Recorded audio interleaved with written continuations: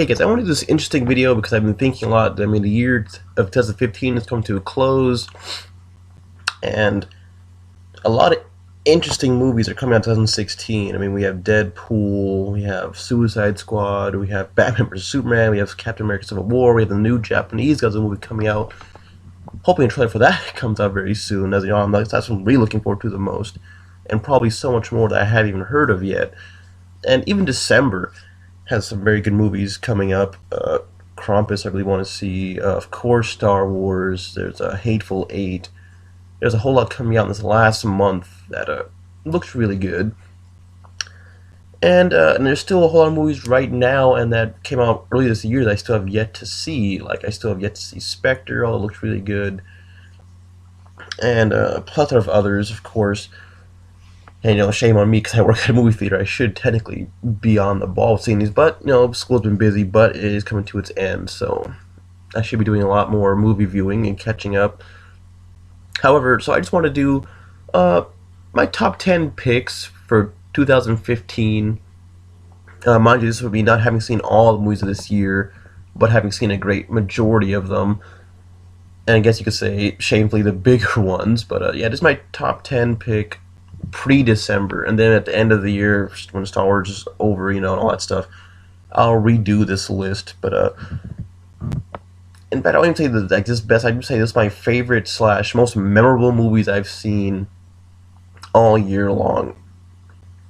And just remember, this list is in no particular order. This is simply just what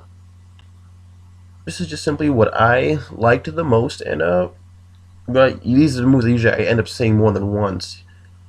And so I remember this in no particular order, although I will say, right off the bat, Sicario was my favorite movie of the year so far. I highly doubt anything's going to displace it. It was such an intense movie, really great acting, great score, and really relevant subject matter in that movie. If you haven't seen Sicario, definitely see it. I was so pleased to hear it made a lot of freaking money. And that always makes a person feel good when a movie does really good at the box office. So that's, yeah, just put that number one. That is the literal number one. But everything else will be in no particular order. And yeah, so here we go. Number two, Jurassic World.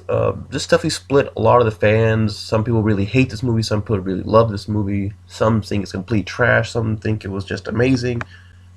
To me, I think it was just a fun movie in general. I mean, dinosaurs killing people with I will say, not a really great story, not really super original, but it was a fun story, and they were trying to make it fun, which is works for me. So even though some things were forced and some things could have been done a lot better, and frankly could have been a lot more serious in some ways, to me it was a very worthy sequel, the best one yet. And I know people say the whole thing, well, that's not saying much.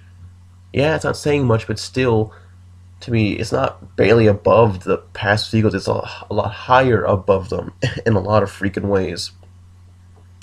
So yeah, Jurassic World definitely was one of my top favorites. Saw that probably the most of any movie this year. Another one of my top picks, Ex Machina. One of the best science fiction movies I've seen all year, and one of the best science fiction movies I've seen in many years. I was pleased I went to go see this, and I was very happy with what I saw. A very, very smart movie about the whole subject of artificial intelligence and the dangers it poses, and also danger humanity poses compared to it. A very interesting movie, definitely a mind trip for sure. Freaking good. Another one would be Mad Max Fury Road. As someone who's only seen the first two, and definitely get back to rewatching, I'll probably buy them on Cyber Monday, buy the whole bundle, try a trilogy. Mad Max blew me away. Great freaking story, great characters, some fantastic action, and the amazing thing, they do so much with so little dialogue, but it all works so freaking well. And even though Mad Max wasn't the central figure of the story, he still felt very important. And at the same time, it was great to see new characters, and yeah, everything was great, especially the makeup. This movie was fantastic. And like I said, a lot of people praise the practical effects of this movie. There's still CGI, of course, but the practical effects were pretty freaking good. And the score by Junkie XL, which is weird because usually they just do straight up techno type of stuff, and they did the score for Amazing Spider-Man 2 in collaboration with Hans Zimmer, and that score I wasn't really a fan of. I mean, there were some parts that I liked, but overall it was not my favorite scores for a movie, especially as far as superhero movies go. But Junkie XL, they did a pretty good job with this movie score. Just something I would actually listen to while walking down the street or going to school or something.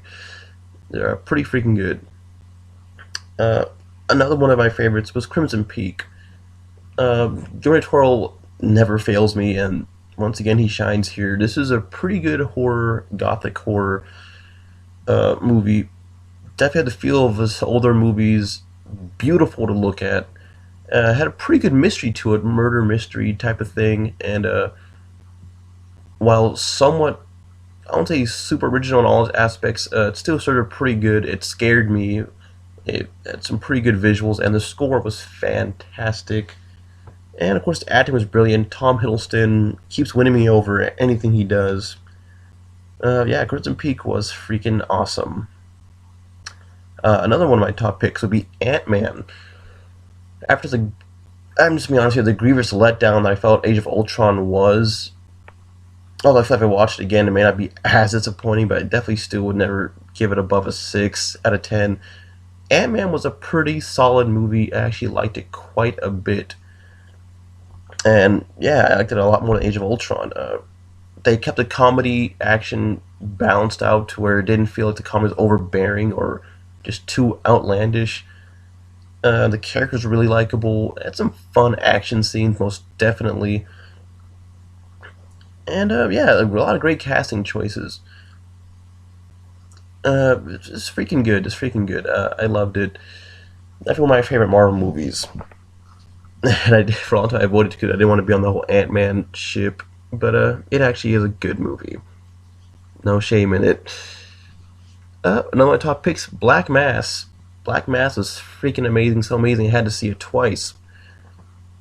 It definitely was aiming to be in the high leagues of, I guess, gangster style movies, I guess. And for me, yeah, it was up there. It definitely was. It was up there with the likes of, like, you know, Casino and, and other legendary movies of that nature. And like I say, Johnny Depp, he was a cold, stone-hearted man, and he really shined in that freaking movie. It was amazing. It was brutal to watch, but it hit you hard, and that was good. It hit you hard, and it was just amazing how they did it. The level of the corruption you see, it's just holy hell. But yeah, it's a freaking really good movie.